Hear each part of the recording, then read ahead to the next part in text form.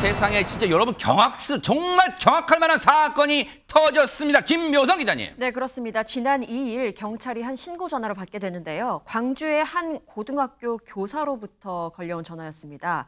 학생이 등교를 하지 않고 연락도 닿지 않는다라는 내용이었는데요. 그래서 수색에 착수를 했죠.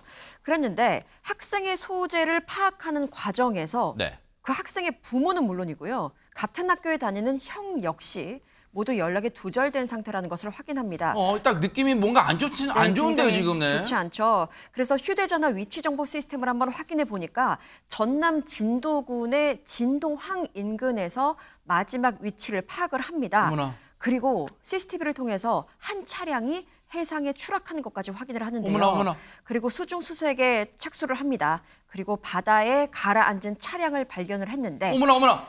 탑승자 3명은 모두 숨진 상태였습니다. 어머나. 그런데 애초에 이 차량에는 일가족 4명이 탔던 상황이거든요.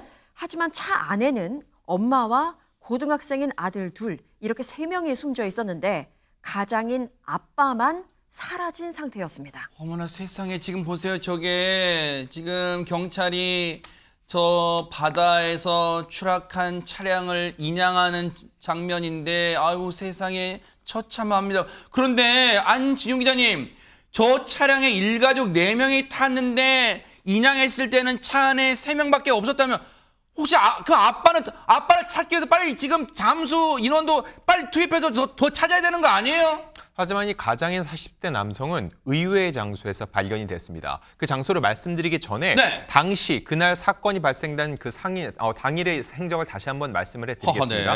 일단 지난달 30일입니다. 가족들에게 여행을 가자라고 하고선 출발을 했습니다.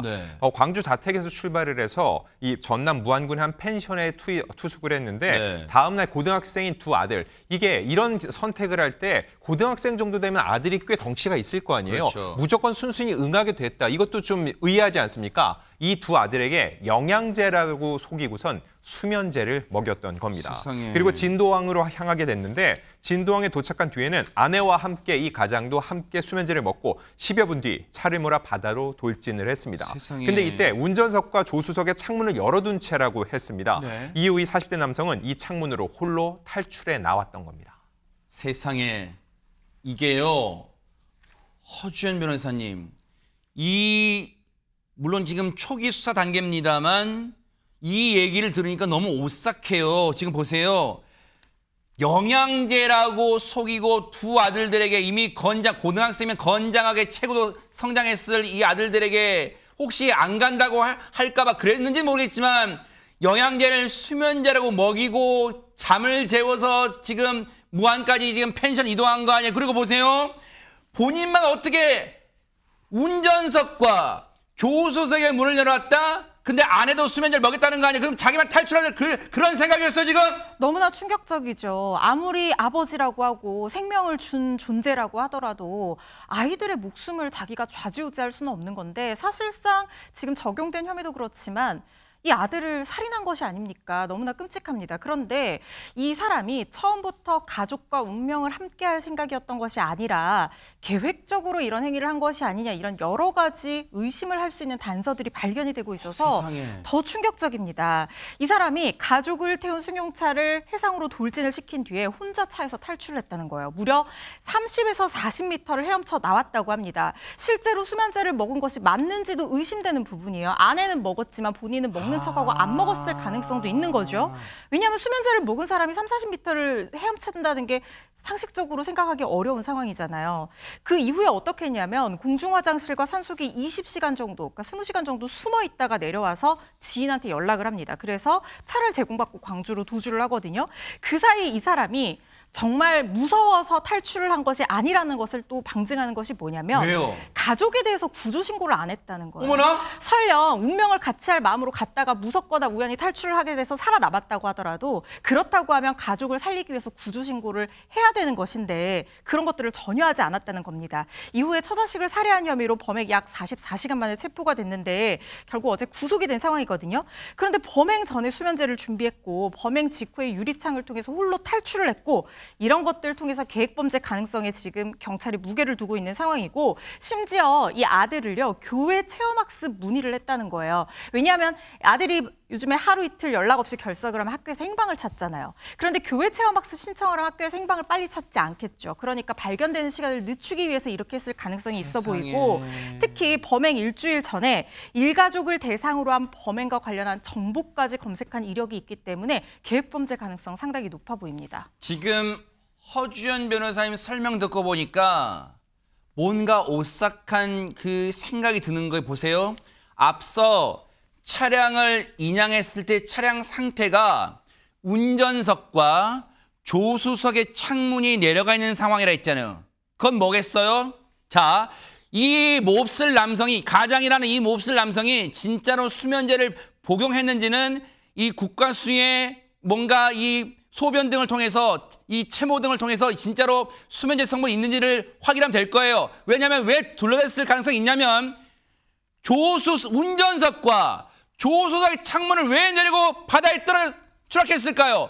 빨리 물이 유입돼서 차량이 쉽게 가라앉게 하기 위한 그런 목적이 있었을 것으로 지금 경찰은 보고 있을 거예요. 반드시 이 몹쓸 인간의 진술 자백을 받아내야 되는 대목인데, 정말로 혼자 탈출한 것도 모자라서 가족의 안위가 걱정됐다면 신고 요청 안 했어요. 그 몹쓸 인간의 모습 보시고 이어가 보도록 하겠습니다. 왜 그러셨어요? 가족들에게 하실 말씀 없으세요? 가족들한테 미안하지 않으세요? 물에서 나와서 왜 혼자 도망가셨어요? 혐의 인정하십니까? 아들한테 미안하지 않으세요? 친구 때문에 했습니까? 왜 그러셨어요? 모르긴 몰라도요, 김현주 평론가님, 저 몹쓸 인간 지금 미안한 마음 요만큼도 없을 거예요, 가족들한테. 그럴 것 같습니다. 인면수심이 따로 없습니다. 가족들에게 그렇게 몹쓸 짓을 해놓고 본인만 어떻게 빠져나올 수가 있는 거예요? 계획범죄 가능성까지 있다고 하니까 정말 치가 떨리는 그런 범죄 내용이 아닌가 싶은데, 어제 오전에 이 40대 남성이 그 경찰서 유치장에서 법원 출석을 하면서, 지금 방금도 보셨습니다만 기자분들이 이제 많이 질문을 했잖아요. 네. 미안하지 않으세요라고 물어보니까 아무 대답을 안 합니다. 소위 입국 다시라고 하죠. 그리고 이후에 영장실질 마친 후에도 또 질문 쇄도했지만 네. 아무 말도 하지 않았습니다. 유구무원이겠죠. 이 건설 현장 근로자로 일하고 있던 이 40대 남성은 경찰 조사에서 범행 동기에 대해서 이렇게 말했다고 합니다. 1억 6천만 원 정도의 빚이 있었고 부인이 건강이 좋지 않았었다고 핑계를 댔고요. 생활고 때문에 이런 범죄를 저질렀다고 말을 했다고 합니다. 그러니까 아내를 돌보느라고 직장 문제가 해결이 안 되다 보니까 생계가 문제가 생겼고, 차 타고 다 같이 바다에 들어갔다가 나왔다, 이렇게 또 표현을 했다는 거예요. 그리고 힘들어서 그랬다, 이렇게 얘기를 했다고 하는데 정말 저도 할 말이 없을 정도입니다. 가족과는 광주의 한 원룸에서 최근까지 함께 거주를 했었고요. 기초생활수급자는 아니었다고 합니다. 입에서 나오면 다 말이에요.